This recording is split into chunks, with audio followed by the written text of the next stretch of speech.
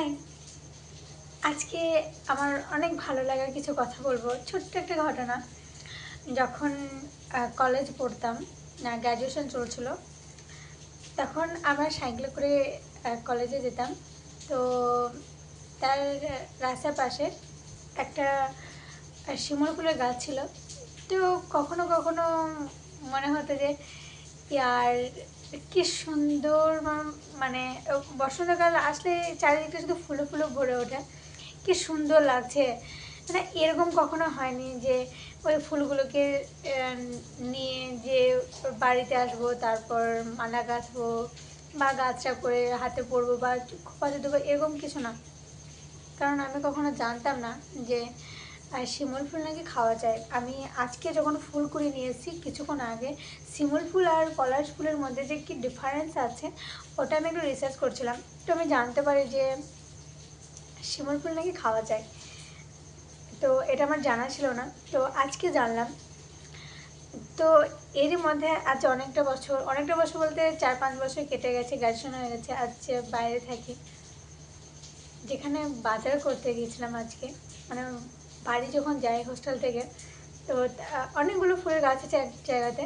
তো তারই পাশে একটা পলাশ ফুল গাছ আছে। যেমন বর্ষাকাল বা গ্রীষ্মকাল বা অন্যান্য যে আরও ঋতুগুলো আছে, যখন ওই সব ঋতুর মধ্যে যখন বাড়িতে যেতাম তখন ভাবতাম যে এই শিমুল ফুল গাছটায় কখন ফুল আসবে, বসন্তকাল কখন আসবে আর ফুলে মানে সারা মানে কী বলবো, পুরো গাছে পুরো ভরে যাবে।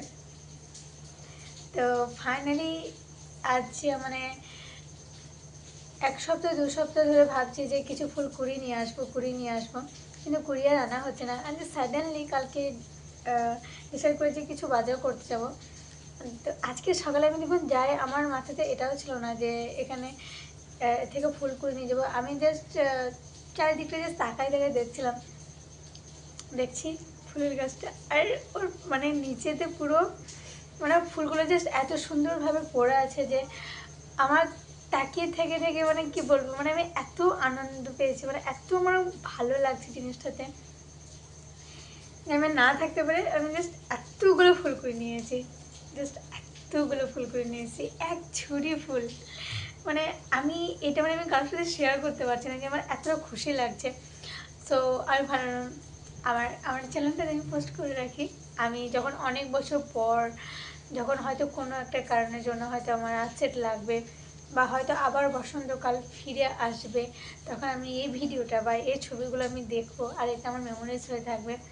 তো জীবনে কিছু কিছু সময় আসে, কি একটা বয়স থাকে, একটা সময় থাকে যে এই এই জিনিসগুলো করতে ইচ্ছে করে, তো ওই সময়টা পেরিয়ে গেলে না আর কখনো করা হয় না। তো আমি কি বলবো, অ্যাডভাইস বলবো বা যাই বলি না কেন, তো শখ বলি যাই বলি না কেন, যখন যেটা করতে ইচ্ছে করবে, কাউকে হার্ট না করে, কারো ক্ষতি না করে সেই জিনিসটা করে ফেলো।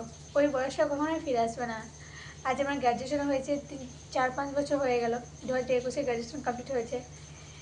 তো তখন ওই টাইমে মনে হতো ইস, পলাশ ফুল যদি পেতাম হয়তো চুলে বা হাতে হয়তো গাছে করে পরে বেড়াতাম। কিন্তু এই সেই সেই জিনিসটাই মানে হয়তো ওই চাওয়াটা বা হয়তো সিদ্ধার্থ বলা ছিল, সেই জন্য হয়তো আজকে না চাইতে আমি এতগুলো ফুল কুড়াতে পেরেছি আর আমি নিয়ে আসতে পেরেছি, আর আমার সাথে এখন আছে। সো তোমাদের যাদের যাদের ইচ্ছা আছে এই করবো, তো করে ফেলো ভাই।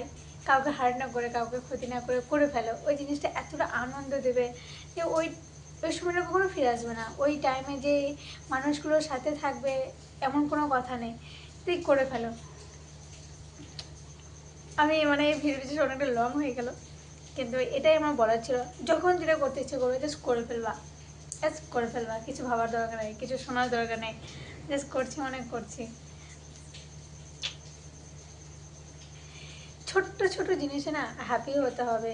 জীবনে অনেক বড় কিছু পেয়েছি বা পাবো বলে এটার জন্য অপেক্ষা না করে, যে জিনিসগুলো তোমাকে খুশি দেবে সেই জিনিসগুলোকে নিয়ে বেঁচে থাকতে শিখতে হবে। তো সেটাই জীবন। আর জীবনে তো প্যারা আসবেই, কিন্তু তারপরে জীবন সুন্দর। এটাই বলার ছিল। এই ভিডিওটা এখানে শেষ করি, আবার কোনো ভিডিওতে দেখা হবে।